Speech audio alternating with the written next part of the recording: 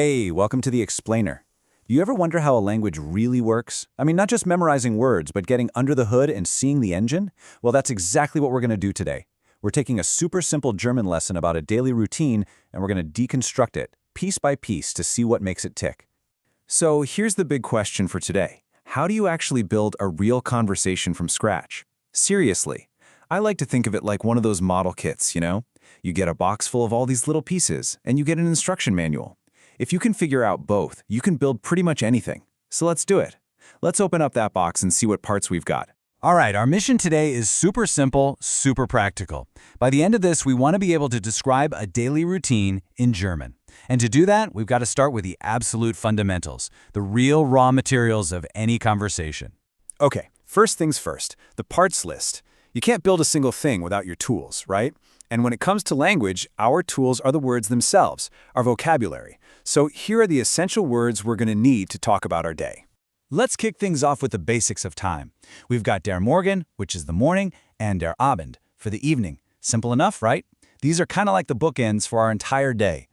Next up, let's grab a couple of essential action words, verbs that describe what you actually do during the day. We have arbeiten, which means to work, and lernen, which means to study or to learn.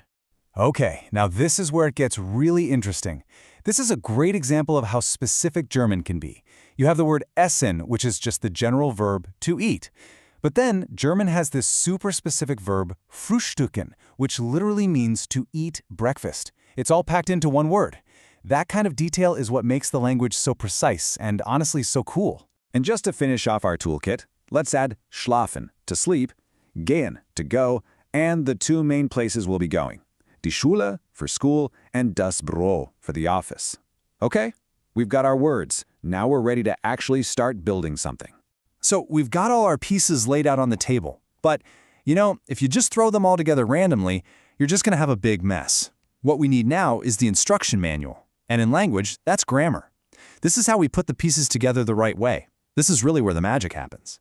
All right, rule number 1. This is absolutely crucial. It's all about verb endings. See, in German, the verb, the action word, changes just a little bit depending on who is doing the action. Think of it like a tiny little name tag that gets attached to the verb to show who's in charge. And the best part? The process is super consistent. It's basically just 2 steps. Step 1, you take your verb, let's say gehen, to go. Step 2, you just add the correct ending for the person doing the going. So, what are those endings? And here you go. Here's that pattern in action. Check out the verb gehen. You can see the endings right there. For ich, I, you add an A. For du, you add sticht. And for er or sie, he or she, you add a T.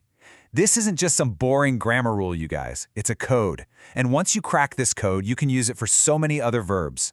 All right, we've got our toolkit, we've read the instruction manual, so now it's time for the big reveal. Let's see the final product.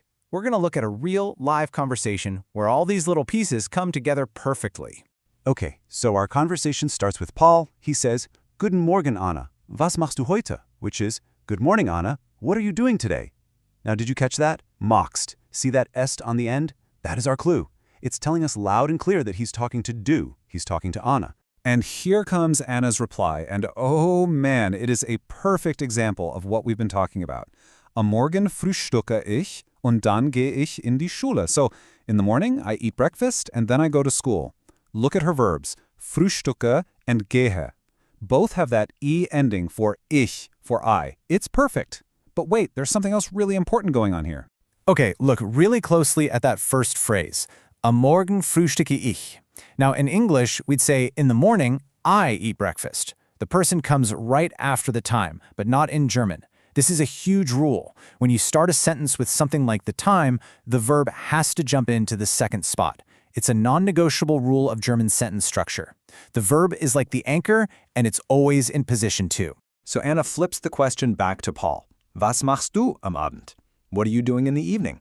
And there it is again, that little est ending on machst. It's that same signal, telling us she's talking to du, in this case to Paul. And Paul answers, starting with Ich esse mit meiner Familie, which means I eat with my family. Let's just zoom in on that first part. Check out his verb, ich esse. He uses that a ending for ich. He is following the rule we just learned perfectly. Isn't that cool? Once you start to see this pattern, you literally see it everywhere. You know, language is never just about words and grammar rules. It's always a window into a culture. And believe it or not, this super simple little lesson about daily routines, it actually tells us some really fascinating things about daily life in Germany. For starters, the day kicks off early. It's really common in Germany for school and work to get going right around 8 a.m. And that kind of reflects these broader cultural values, right? Things like punctuality and getting an early, productive start to the day. Here's another really cool cultural tidbit you can see, and it's all about the rhythm of meals. So in a lot of places, dinner is the big main meal. But in Germany, lunch is often the big, hot, hearty meal of the day. Dinner is usually a much lighter, simpler thing called Abendbrot, and that literally translates to evening bread. It's often just that, bread, cheese, some cold cuts. A totally different approach.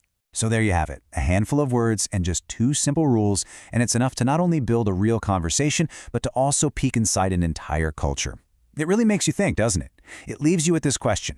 If you were to put your own daily routine under a microscope like this, what kind of hidden rules, what kind of cultural stories do you think you'd find?